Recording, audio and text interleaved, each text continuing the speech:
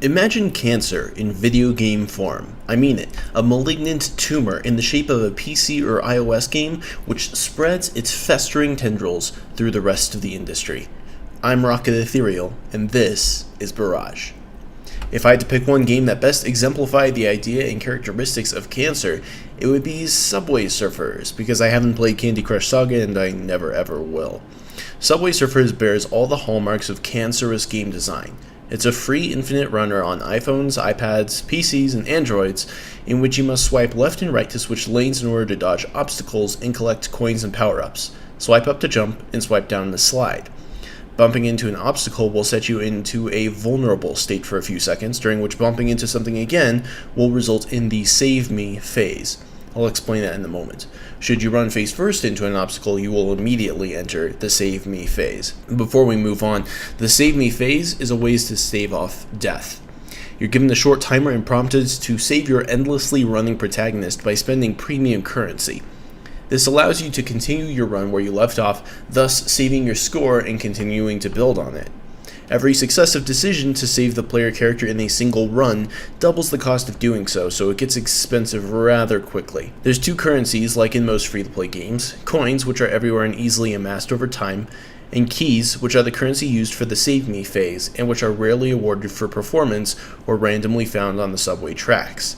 You with me? This game is casual cancer, but it's also extremely hardcore.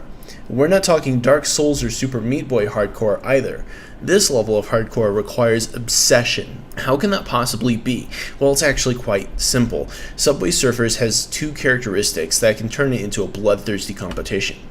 The first of which is massive popularity. Touch Arcade claimed just a couple months ago that Subway Surfers has been downloaded over 1 billion times across all platforms. That is iOS, PC, and Android. This makes it the fourth most downloaded game in history.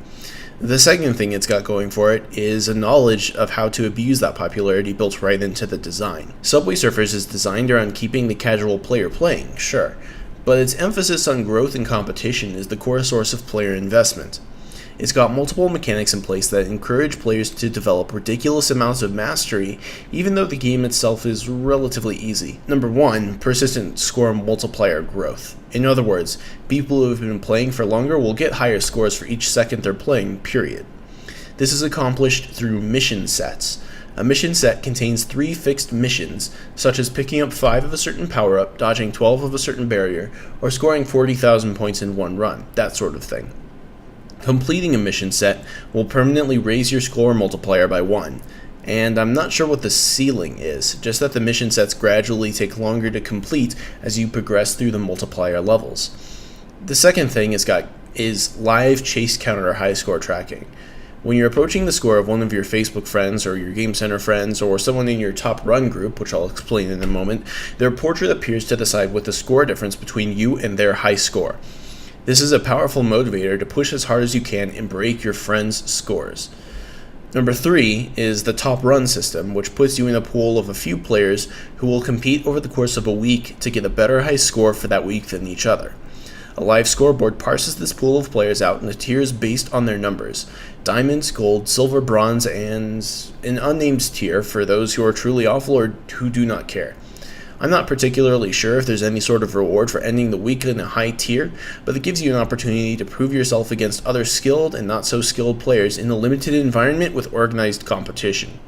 When you combine the sheer number of people going for high scores in Subway Surfers with constant high score comparison, the result is that you have insanely dedicated players scoring in the billions. Someone on my friends list, the person at the top of my high scoreboard, has scored 25.6 billion points. Compare that to how I'm doing in this video. I don't even want to think about how long I would have to maintain one run for in order to score anywhere near that high. The fact is, the mere presence of such heavy competition arguably makes Subway Surfers a more difficult game to succeed in than a lot of difficult single and multiplayer games. I'm pretty sure that when measured up against their respective player bases, I'm better at Counter-Strike than I am at Subway Surfers, though maybe I just haven't leveled my multiplier up enough yet. If you disagree with me though, I invite you to add me on Game Center if you're on iOS. I've added my name into the description of this video, and we'll just see how hardcore you are. This has been Barrage.